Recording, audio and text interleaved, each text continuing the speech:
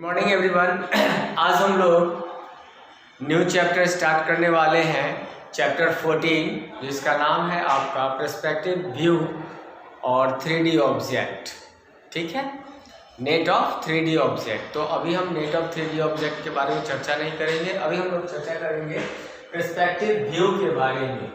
Okay, तो इसमें basically आप बस इतना जान लीजिए कि हमारा जो देखने का होता है, जो इमेज बनता है, उस इमेज पर डिपेंड करता है। मीन्स कहने का मतलब कि हम अपने आसपास, अपने चारों तरफ बहुत सारी वस्तुओं को देखते हैं, उसको छूते भी हैं। तो ये सभी वस्तुएं जो भी हैं, ये सब 3D ऑब्जेक्ट में होता है।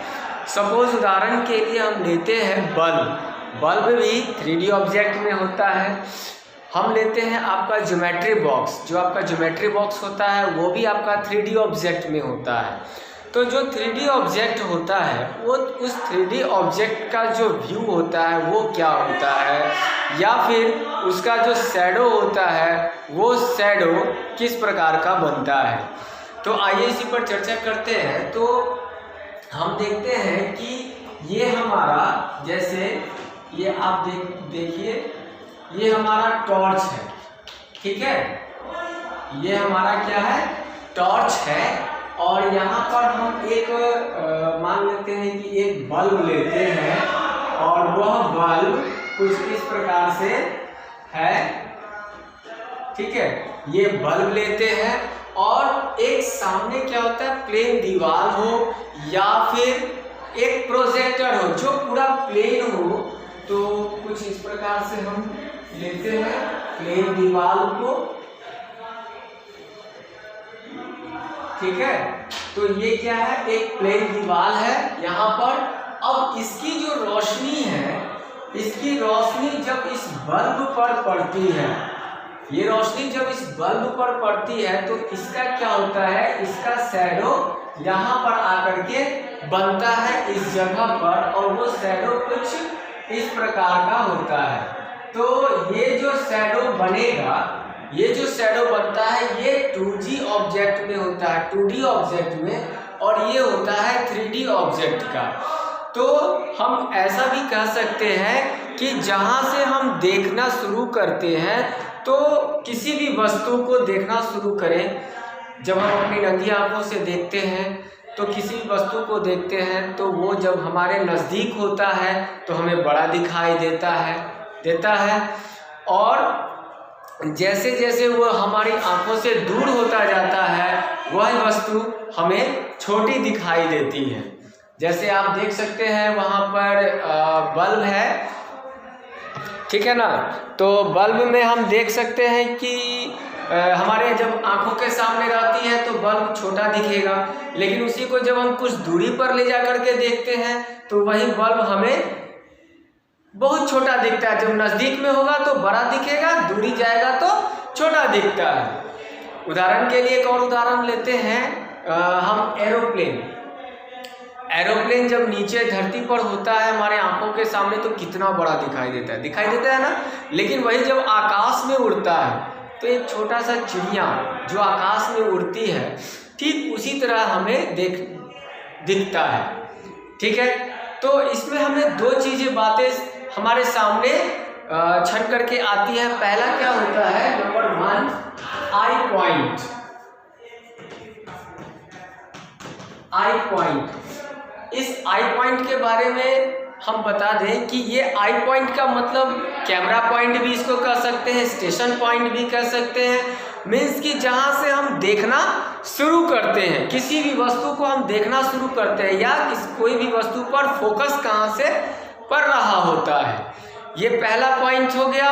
उसके बाद हमारा दूसरा पॉइंट आता है, वो होता है वेनिजिंग पॉइंट। दूसरा पॉइंट आया वेनिजिंग पॉइंट, मतलब कि वह वस्तु, जिस वस्तु को हम देख रहे हैं, उसकी दूरी कितनी है। कितनी का मतलब ये होता है उसका एंड पॉइंट, जहाँ से हमें वो बिल्कुल भी दिखाई नहीं देता है, वही उसका वेनिजिंग पॉइंट होता है। आप देखते होंगे कि एक पैरेलल सड़क मतलब क्या होता है कि एक सीधा सड़क है, बिल्कुल सीधा, कहीं से भी टेढ़ा मेढ़ा नहीं है। तो एक समय ऐसा आएगा, एक जगह ऐसा आएगा, जैसे ये सड़क है, ये सड़क है, तो ये, और हम यहाँ से इस जगह से हम देख रहे हैं सड़क को, ठीक है, इस जगह से हम सड़क को देख रहे होते हैं, इस जगह से ये हमारी आंख है और इस जगह से हम इस सड़क को देख रहे हैं, सीधी सड़क है। तो हम क्या देखेंगे कि ये सड़क आगे जाकर के इस तरह से यहाँ पर खत्म हो जा रहा है, मतलब कि जो ये है आगे जाकर के जो दोनों साइड, लेफ्ट साइड और राइट साइड जो होता है सड़क का किनारा, वो आगे जाकर के हम देखते हैं कुछ दूरी पे जाकर के वो मिल गया। असल में वो मिलता नहीं है, ठीक है। फिर हम इस जगह पर जब आएंगे तो फिर हमें वही चीज दिखेगा।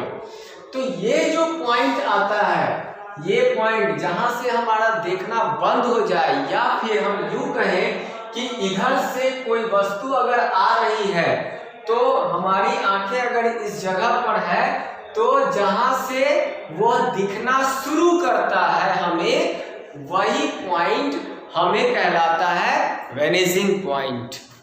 उसी को हम कहते हैं, क्या कहते हैं, वेनिसिंग पॉइंट। ओके, तो ये दो बातें हमारी बात आ गई। तो आज के लिए हम बस इतना ही, ठीक है। फिर नेक्स्ट क्लास में इसके आगे हम लोग जानेंगे। Okay, thank you. तो आइए अब एक उदाहरण से इसको हम समझते हैं। तो मैंने यहाँ पर एक फिगर को ड्रॉ किया है, लुक लाइक अ बस, ठीक है। तो यहाँ पे कहता है कि find the vanishing point of the drawing perspective.